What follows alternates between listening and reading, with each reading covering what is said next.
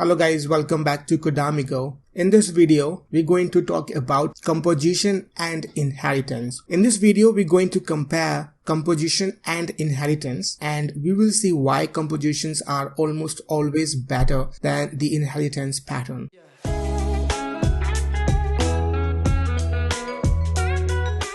One of the most important principles in computer science is to keep ourselves dry, which means we are not supposed to repeat ourselves. So for instance, if I have a piece of code running, I would like to reuse it as much as possible. So both inheritance and composition allows us to do so, but in slightly different ways. So to understand the difference between these two, watch this video till the very end. So for the demonstration, I have a class, let's call this paper book, and it has two properties, name and author, because every book going to have a name and its author. I have a constructor over here which is accepting two parameters, and let me set these values, these properties or instance variables. And this paper book class has three behaviors or three methods. You can read a paper book, you can resell a paper book, you also can weigh the paper book. So let's create an instance of this, and this paper book constructor accepts two arguments. So let's provide, and now I'm able to call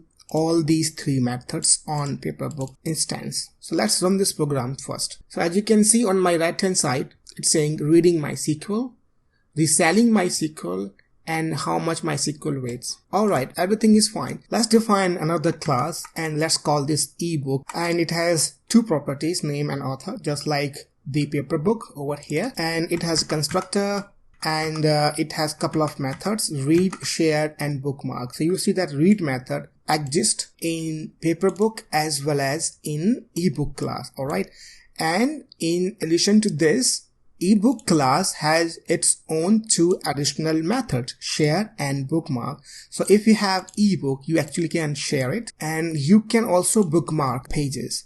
And these two functionalities or these two behaviors are specific to electronic books. You cannot bookmark or share a paper book. Now let's create instance of ebook, and since ebook has read and share method, we can call it. We also have bookmark method. Now let me clear the console first and let me run the program. Okay, so it's saying reading Docker by Codamigo, sharing Docker, and bookmarking Docker. So this program is working fine, but by now you might have noticed that there are a number of problems, right? The problem is that we are repeating ourselves. So we are repeating a number of things.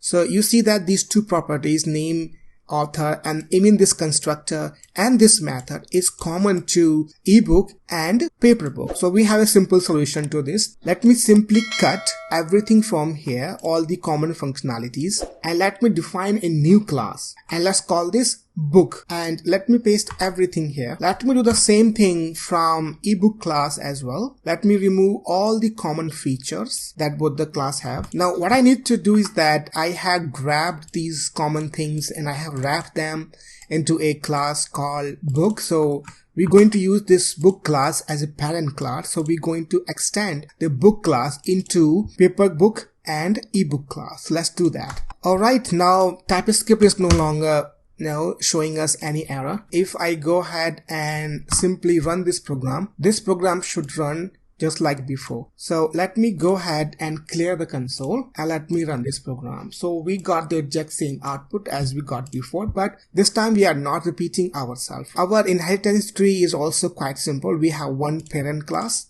or super class, and paper book and ebook, these two are subclasses or child classes which are inheriting the book class. Things are quite managed till this point, but let's say a couple of months or couple of weeks go by and a new requirements comes in. My boss comes up to me and says that we need another class called NFT book, and it's going to have resale method because you can resell this. It also going to have bookmarking feature. So if I open up these classes, you see that resale is the feature of paper book and bookmark is the feature or behavior of ebook. Now we will not do some weird thing. As per the new requirement, the new book, the NFT book, going to have bookmark and resell method. So let's go ahead and create a NFT book class. So let's define the NFT book that's going to extend the book, because every book is readable and every book going to have author and the name property, and it's going to have its resell behavior or method and bookmark method. So if I go ahead and create an instance, things will work just fine. But the problem is that we are again repeating ourselves. You see that we have already defined resell and bookmark method. We can obviously update the inheritance tree. We can introduce a couple of more classes, but this is going to be quite messy and difficult to change, and who will guarantee that the requirement is not going to change in near future? So this is where inheritance fails and compositions comes in rescue. Inheritance is a very good design pattern when we want to reuse our code, but it has some drawbacks. You have just seen that. Now it is very difficult to craft a new NFT book without repeating ourselves or without changing the inheritance tree, which can be tricky, especially in large code base. We should not be changing our existing code just to add a couple of new features, right? So inheritance is all about how objects and classes are, related or associated to each other, whereas composition tells us what objects are supposed to do. So let's remove everything and rewrite the same program using composition. Now have a look at the code. We have created some wrapper functions that are returning an object, and this returning object had some methods in it. So this is our read behavior that we had earlier. Similar to this, we have resell method over here. We have wait method, and we have share method, which is inside the shareable wrapper function. And we also have bookmark method inside the bookmarkable wrapper function. As you can see, if I hover on it, Typescript saying that the name does not exist on this read method. We're going to call this method within another object, so we know what the value of this is going to be. So just to please Typescript, I'm going to type @ts_ignore so that Typescript would stop complaining about this. So now let's go ahead and create or compose our objects for paper book, ebook, and NFT book as well. So here now I am defining paper book creator. This is now this function is accepting two parameters. I'm returning an object. So I'm using some advanced features of ECMAScript and Typescript.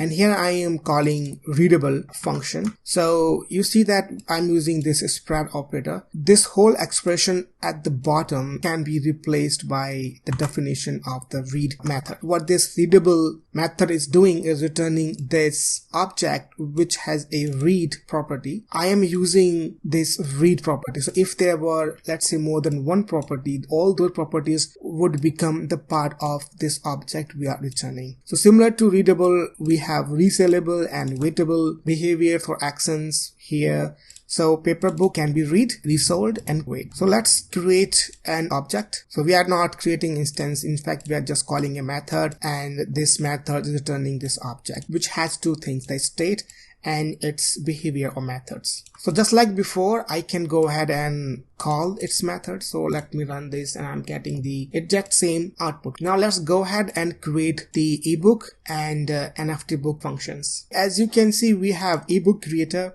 and this time it has name, author, and readable behavior. So this is common to all the books, but you cannot resell an ebook, right? And you also cannot rate an ebook, but you can share an ebook and you can bookmark it, right?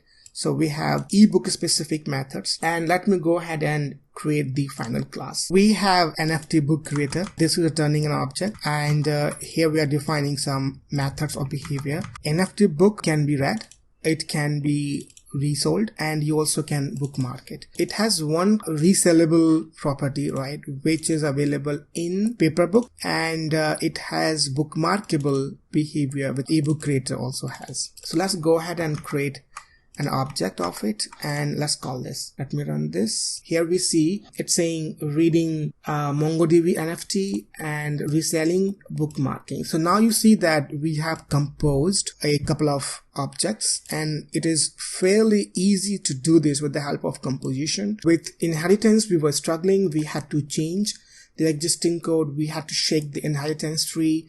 That was difficult. So yeah, this is the advantage of using composition over inheritance. And some people say that one should not be using inheritance at all, but I would like to be a bit different in this regard. I would say that both are very good design patterns. So if your requirements are like static and you know exactly what's going to be your requirements, if you can somewhat predict the future, then I would always choose inheritance over composition. But if you are not sure, if you're working on a kind of project where new things keep coming and you have to update things a lot, you have to add new features based on your existing code, then I think it's better to go with composition. This is all in this video. I hope you like this video. If you are new to our channel, please don't forget to subscribe and hit the like button. Thank you so much for watching, and I'll see you in my next video.